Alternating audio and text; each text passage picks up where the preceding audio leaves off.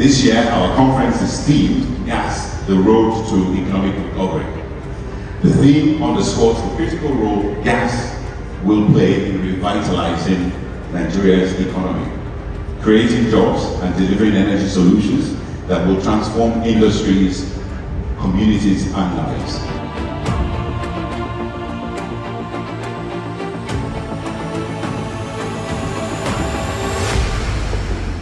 Ladies and gentlemen, we have a special address that will be delivered by the Managing Director, Nigeria NLNG Limited, Dr. Philip Mshobila. Yes, to deliver those words on his behalf, I have the singular honor of inviting on stage the Manager, Commercial Contract Management, Nigeria NLNG, Tolu Longe. Round of applause for her as she takes the stage.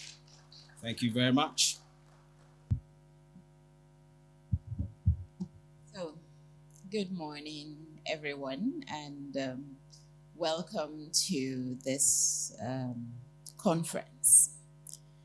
I bring you special greetings from Nigeria NLNG and Dr. Philip Mshobila, who is our MD, who is also unfortunately unable to attend this event on this particular occasion, but has delegated that I do that on his behalf. My name is Tolu Longe. I'm the Manager Commercial Contracts for Nigeria NLNG. It is indeed an honor to attend and stand before you at the 14th edition of this prestigious conference and exhibition. This year's theme, particularly Gas, the Road to Economic Recovery, is timely, necessary, and significant as we seek solutions to the challenges in our energy sector whilst exploring opportunities therein. As we all know, the energy sector is crucial to any economy's development and performance. Nigeria is no exception. Our federal government has been working very hard to reposition our economy and foster sustainable growth and development for all. So, what role will gas play on this journey to economic recovery? I dare say it is going to play a significant role, as already said by previous speakers, because gas offers cleaner, more efficient alternatives to traditional energy sources, thus contributing to environmental, sustainability, and economic resilience of any economy. With more than 200 trillion cubic feet of gas reserves in Nigeria, which makes us the 9th largest in the world, Nigeria has immense potential for energy growth. Gas is an attractive option for residential as well as industrial energy needs, offering quicker setups as well as deployment advantages. We are facing unprecedented energy challenges, from climate change, energy transition, to energy poverty. Nigeria's energy poverty index is stated to be 0.38, meaning that more than 50% of households in Nigeria actually lack access to modern energy sources. This is not just a global issue. It's a local challenge, it's a local problem, and it demands our attention and collective action to be able to resolve this.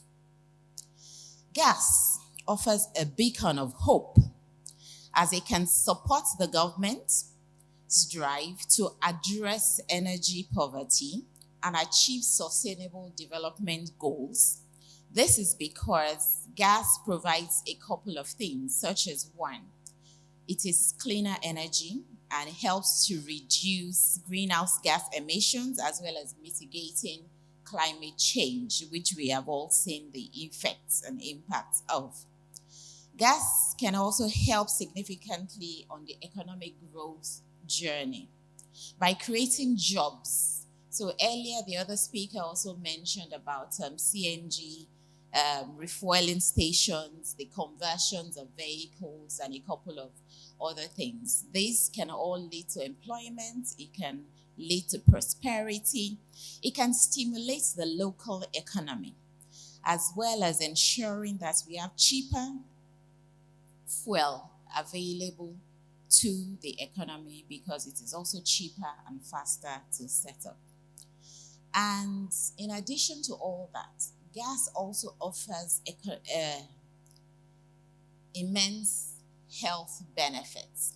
So as we all know, especially in the villages and local communities where firewood is a common fuel of choice, that largely women and children are impacted health-wise due to smoke inhalation and a couple of other things.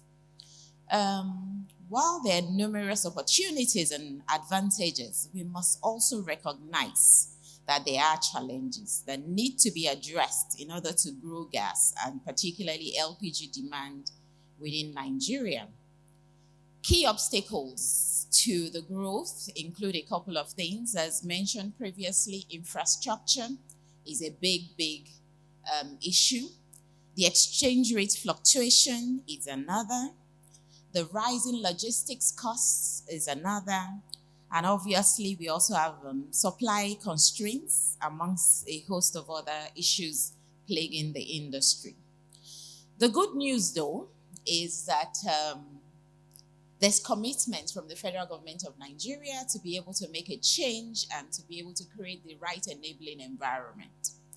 First was the declaration of the Decade of Gas back in 2021 to last for 10 years, to be able to monetize our gas reserves and be able to change the future and the narrative of the Nigerian economy. And on top of that, there's been the declaration as well as working to increase LPG usage in Nigeria from 1.3, as said by the earlier speaker, to up to 5 million tons per annum used domestically by 2030, also in alignment with the Decade of Gas declaration. So, to reach this goal, though, we must address the current challenges, which are surmountable if we put our hearts, our resources to surmounting those challenges. The next great news is that in Nigeria, we have an abundant reserve of gas and energy. And coupled with the fact that there's a global shift towards cleaner energy resources, and gas plays a key role in this, it means that there's an opportunity for Nigeria to leverage our vast natural resources towards energy prosperity and economic development for all. So, to accelerate this move, though, we must do a couple of things. The first of many being the fact that we must diversify our energy mix. Our energy mix today is currently not very diversified, and for instance, we have a lot of communities that are close to water bodies, whether it's rivers, whether it's streams, and typically we're not tapping this. We can do smaller hydro projects in these local communities to be able to provide energy.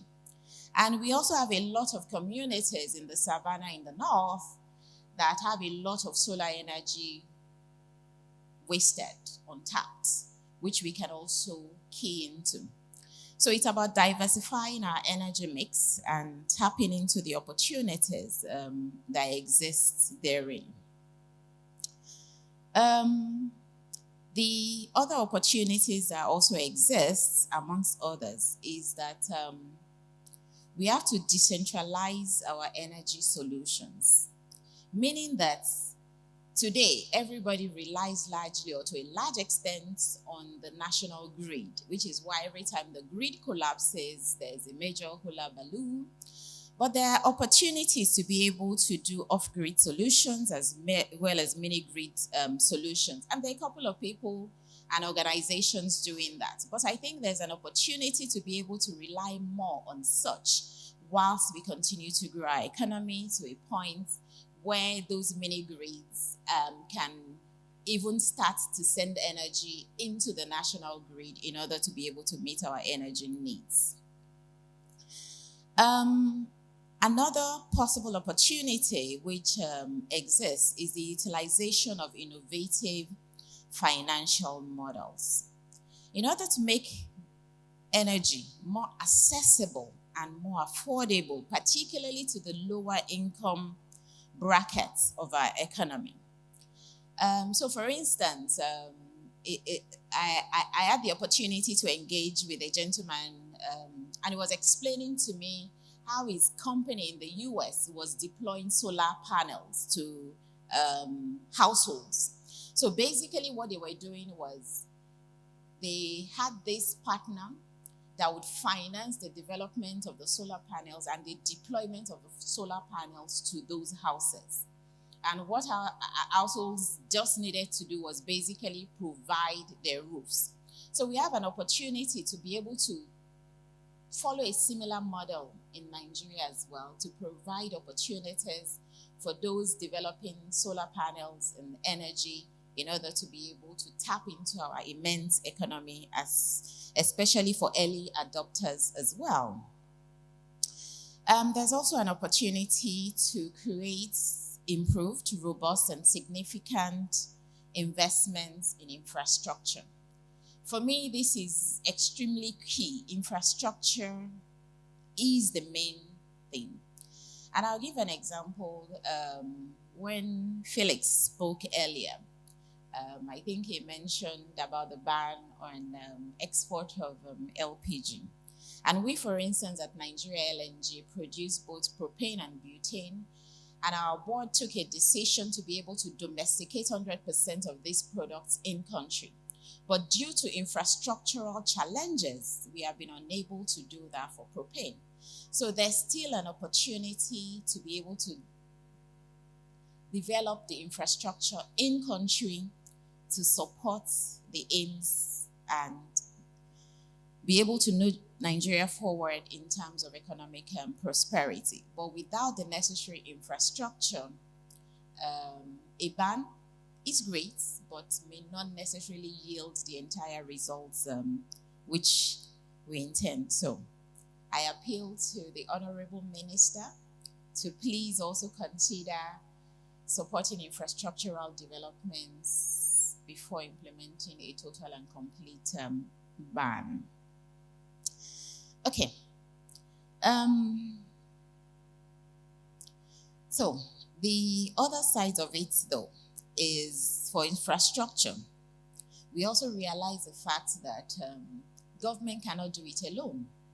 So there are also opportunities to be able to do public-private partnerships in terms of investments in the infrastructure that we need as a company, as a country. For instance, it's been estimated that we would require about $6 billion to be able to put certain infrastructure in to enable the use of gas in Nigeria or to increase penetration alone. So government is likely not going to be able to do this. But with public-private partnerships, this is something that can be possible. However, to attract the private sector cooperation, this will require more government policies.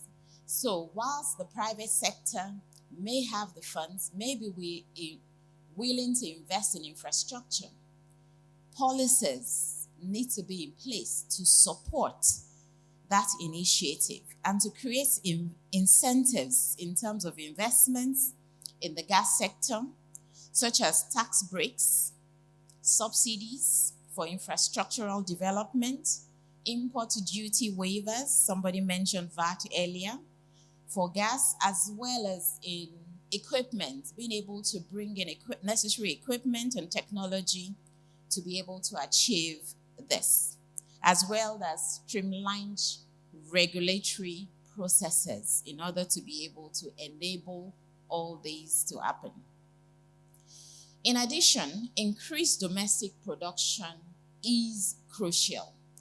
As we have said, Nigeria has a vast gas reserve, But are we able to tap into this reserve? I like to say we can have resources under the ground. As long as it's under the ground, it's doing absolutely nothing for us. It's only when we tap into it and we can convert it and monetize it that it brings value to us. So we need to be able to increase production of gas in Nigeria in order to be able to make it available. By doing this, we will reduce reliance on imports and stabilize supply and prices. This will help to keep the market stable and prices consistent, hence making it easier for more people to make the switch to LPG or to the other sources of gas.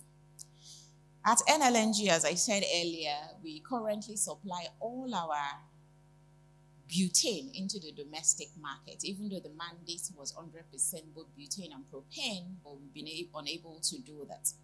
In addition, we've also been working with key stakeholders to be able to domesticate LNG. So our main product at Nigeria LNG today is LNG, liquefied natural gas, but 100% of it is exported. But we've been working with key local players in order to be able to domesticate a certain volume as the first step. And we hope to be able to grow this to maturity when all stars do align. All of us, especially those of us who are key stakeholders in this industry, must continue to work on raising public awareness. For me, public awareness about the use of gas is key. Somebody mentioned safety earlier. For me, safety is non-negotiable. I don't know how many of us have seen videos and pictures. I remember seeing a picture of a truck laden with cylinders, filled cylinders, and there was this welder welding just right next to the cylinders on the truck itself in the middle of a busy street. And as I saw that, my heart felt, because it was like, this is a disaster waiting to happen. But you and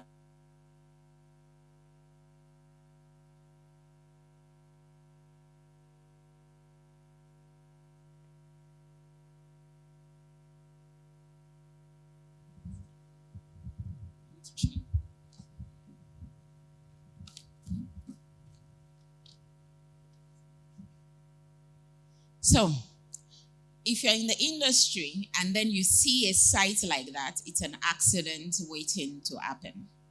And then we've seen a couple of converted vehicles as well.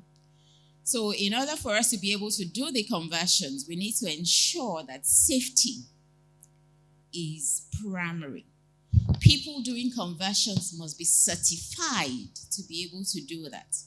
Assurance must be in place that the quality of work that they do is fit for purpose. Otherwise, we would hear a lot of gory and sad stories, which obviously it's not the intention of anybody in industry to hear.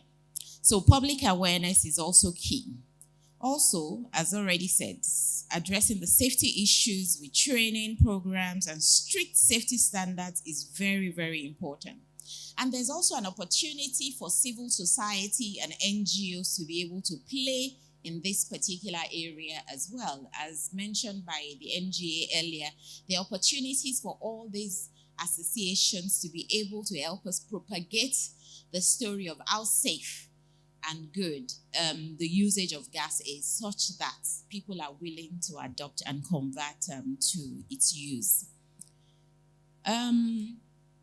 Okay.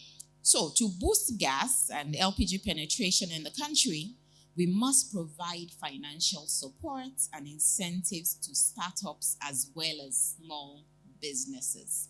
It's not just the big businesses that will be able to make this happen. Even the small businesses and startups will require support in order to be able to make this happen. And we can do this by providing grants, low interest loans, as well as business development services. Finally, if we're talking about LPG usage in Nigeria, one of the things, and I was glad coming in, seeing a lot of cylinders, and I'm hoping that these cylinders will be given out to individuals. But I'm assuming that the individuals in the room are not necessarily the low-income earners.